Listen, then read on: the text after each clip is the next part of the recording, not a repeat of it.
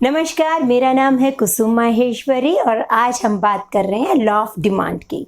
Law of demand के बारे में मैं कुछ बताऊं उससे पहले ये बता दूं कि ये बहुत इम्पॉर्टेंट टॉपिक है, बहुत बेसिक टॉपिक भी है, पर इसके साथ साथ कुछ बातें इसमें ऐसी भी हैं जो यदि आप ना समझ पाएँ तो यही ईजी सा टॉपिक डिफ़िकल्ट हो जाता है। वो मैं आपको वीडियो के अंदर आगे चलते हुए बताऊंगी। फिलहाल हम बात करते हैं डिमांड की। तो डिमांड क्या है? किसी वस्तु की वह मात्रा जो कोई उपभोक्ता एक निश्चित कीमत, निश्चित समय और निश्चित स्थान पर खरीदने को तैयार है। 3 बातें याद रखनी हमने। क्या चीज बातें? एक तो टाइम, प्राइस, एक निश्चित कीमत पर, एक निश्चित समय, निश्चित स्थान, प्लेस। ठीक है। यदि आप उस चीज को इन 3 चीजों पर डिफाइन कर देते हैं तो जो है वो डिमांड बनती है। किसी चीज को चाहना डिमांड नहीं होती है। डिमांड होती है जब आपके पास साधन हो, उस डिजायर हो। सबसे पहले किसी वस्तु को खरीदने की डिजायर हो। डिजायर के बाद आपके पास रिसोर्सेज या साधन होने चाहिए उसको खरीदने के लिए। फिर उन साधनों को खर्च करने की आपकी इच्छा भी होनी चाहिए और इच्छा के बाद जब आप उसको ऑर्डर कर देते हैं, ऑर्डर करने के लिए सबसे पहले एक प्राइस चाहिए। प्राइस पे आपका राजीनामा होना चाहिए कि हाँ जी, इस कीमत पर हम ये चीज़ खरीदने को तैयार हैं। फिर आ जाता है टाइम कि इस टाइम पे हमें ये चीज़, इतनी चीज़ हमें मिलनी चाहिए और इस जगह पे पहुंचनी चाहिए। तो यदि ये तीनों चीज़ें डिसाइड होती हैं तो आपकी कोई भी विश जो है, कोई डिज़ायर है, वो डिमांड में कन्वर्ट होती है। तो अब लॉ ऑफ डिमांड की बात करते हैं। सबसे पहले हम बात करते हैं कि डिमांड जो है वो कई सारे चीज़ों से प्रभावित होती है। बहुत सारी चीज़ें हैं जो डिमांड को इन्फ्लुएंस करती है। क्या क्या? सबसे पहले उस वस्तु की खुद की कीमत। जैसे फॉर एग्जाम्पल हम बात करें कि समोसे की, है ना। यहाँ पे हमने समोसे की बात की है इसलिए हम यहाँ पे भी समोसे की बात करते हैं। तो एक्स क्या है? एक्स यहाँ पर है समोसा, राइट। एक्स समोसा है तो एक्स की डिमांड यानी समोसे की डिमांड विल डिपेंड अपॉन समोसे की कीमत पर। समोसा 10 रुपए का है, आप ले लेंगे। समोसा 5 का है, आप ज़्यादा ले लेंगे। लेकिन समोसा यदि 50 रुपए का कोई आपको कह रहा है तो आप डिक्लाइन कर जाएंगे, आप नहीं लेंगे, राइट। इसी तरीके से किसी और वस्तु की डिमांड, जैसे जो रिलेटेड कमोडिटी है, जैसे समोसे की रिलेटेड कमोडिटी हो गई कचौरी कह लीजिए, बर्गर कह लीजिए, पिज़्ज़ा कह लीजिए। तो यदि उनकी प्राइसेस में कोई चेंज आ रहा है तो समोसे की डिमांड में भी चेंज आएगा। यदि पिज़्ज़ा आपको एक के साथ एक फ्री मिल रहा है तो नेचुरल है कि आप हो सकता है आज समोसा छोड़ के पिज़्ज़ा की बात करें। इसी तरीके से इनकम है। यदि इनकम ज़्यादा है तो प्राइस का कोई इम्पेक्ट नहीं पड़ेगा। इनकम ज़्यादा हो गई तो डिमांड भी ज़्यादा हो जाएगी और वाइसे वर्सा भी, उसका अपोजिट भी ट्रू है। इसी तरीके से टेस्ट की बात करें कि यदि आपको किसी चीज़ का शौक है या कोई चीज़ आपकी पसंद की है तो आप प्राइस की परवाह नहीं करते, आप उस चीज़ की डिमांड को बढ़ा देते हैं, राइट। तो ये टेस्ट भी जो है वो काफ़ी हद तक डिमांड को इम्पेक्ट करता है। जैसे शराबी को कोई फ़र्क नहीं पड़ता, शराब कितनी भी महंगी है उसने उसको लेना ही है। पॉपुलेशन है तो पॉपुलेशन यदि बढ़ती है तो डिमांड बढ़ेगी, पॉपुलेशन घटी हुई है तो डिमांड भी घटेगी। इसी तरीके से सरकार भी अपनी पॉलिसीज से डिमांड को इम्पेक्ट कर सकती है, डिमांड पे प्रभाव डाल सकती है। फैशन है तो फैशन यदि किसी चीज़ का इन है, यदि कोई चीज़ फैशन में है तो वो चीज़ जो है नेचुरल है, ज़्यादा बिकेगी इन कंपैरिजन टू जो चीज़ आउटडेटेड हो गई है। सीज़न का फ़र्क पड़ता है। अब इस सीज़न में, अब सितंबर का मंथ चल रहा है तो मूंगफलियाँ कौन खाएगा, राइट। वुलन क्लॉथ कौन पहनेगा। तो इस चीज़ का, सीज़न का भी किसी भी वस्तु की डिमांड पे बहुत फ़र्क पड़ता है। तो ये सारे बेसिकली मैंने आपको एक टॉपिक ही करवा दिया है। ये टॉपिक क्या है? इसका टॉपिक का नाम है डिटर्मिनेंट्स ऑफ डिमांड। ठीक है। लॉ ऑफ डिमांड से पहले हमने एक चीज़ कर ली है, आपको आगे जाके, आप बुक को खोलेंगे तो आगे जाके आपको ये टॉपिक मिलेगा कि मांग को निर्धारित करने वाले तत्व। तो ये मांग को निर्धारित करने वाले इतने सारे तत्व हो गए, इनको हम डिटर्मिनेंट ऑफ डिमांड कहते हैं। अब चलते हैं demand of x is price function of price of x. Law of demand क्या कहता है? लॉ ऑफ डिमांड कहता है कि इन सारी चीज़ों को, कितनी चीज़ों को, इन सब को कांस्टेंट मान लें। ये हमारी क्या है? अजम्पशन। अजम्पशन के बारे में यदि आपने ज़्यादा जानना है तो मेरी एक वीडियो भी आप देख सकते हैं, मैं उसको डाल दूंगी।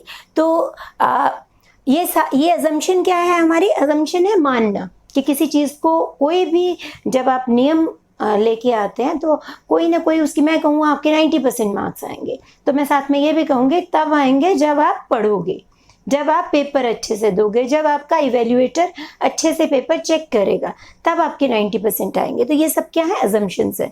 तो लॉ ऑफ डिमांड के लिए भी ये अजम्पशन है कि ये सारी की सारी चीज़ें जो हैं वो कांस्टेंट होनी चाहिए, इनकम में कोई चेंज ना हो, पॉपुलेशन, सरकार की पॉलिसी, सीजन, सब कांस्टेंट है, सब रुका हुआ है।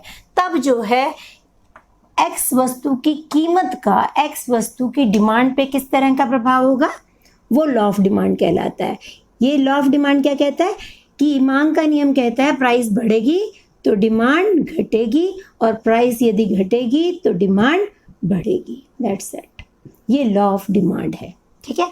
अब लॉ ऑफ डिमांड को, इसको समझने में कोई ज़्यादा टाइम नहीं लगता कि उल्टा रिलेशन है कीमत और मांग में।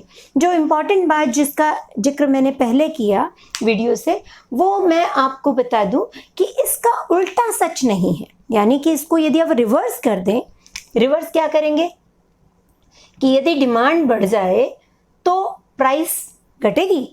हमने कहा उल्टा रिलेशन है प्राइस और डिमांड में, पर इसका उल्टा सच नहीं है कि डिमांड बढ़ने से प्राइस घटती नहीं है। You know it very well.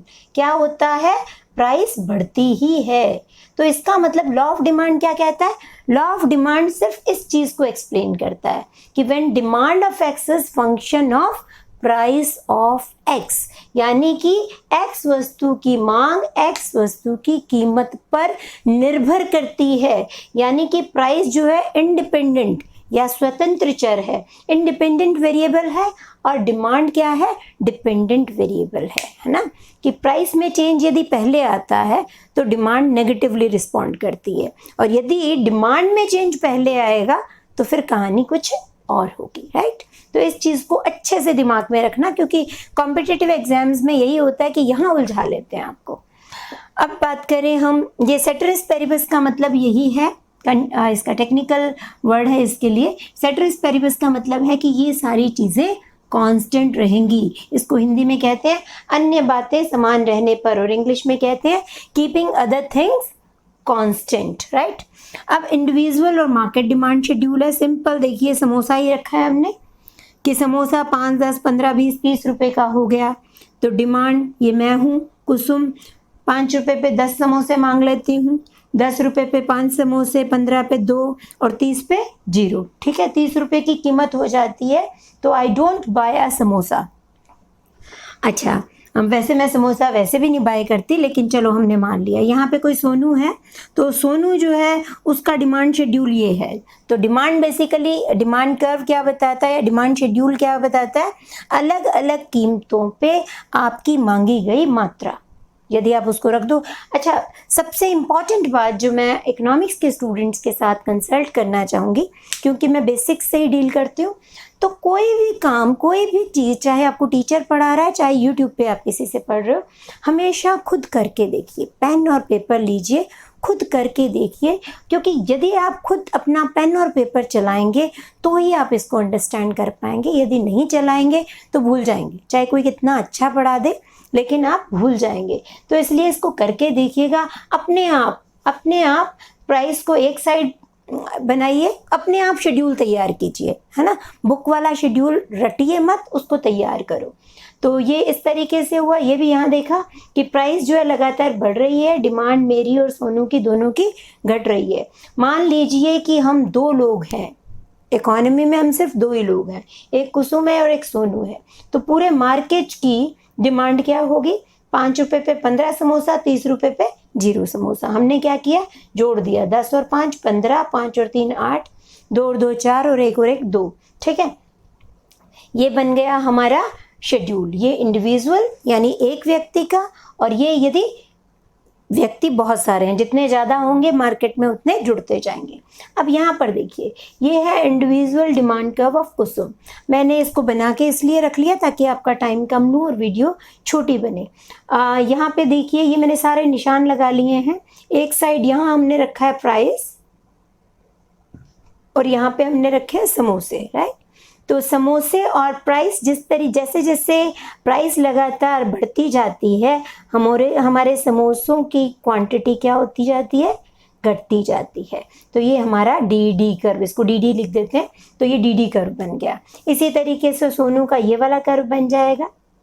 जैसे जैसे प्राइस कम हुई, समोसों की डिमांड बढ़ती गई, या उल्टा कह लीजिए कि जैसे जैसे महंगे हुए वैसे वैसे हमने कम खाने शुरू कर दिए, और ये हम दोनों ने जोड़ के हमारे समोसा ये बन गए। ये बन गया हमारा मार्केट डिमांड कर्व।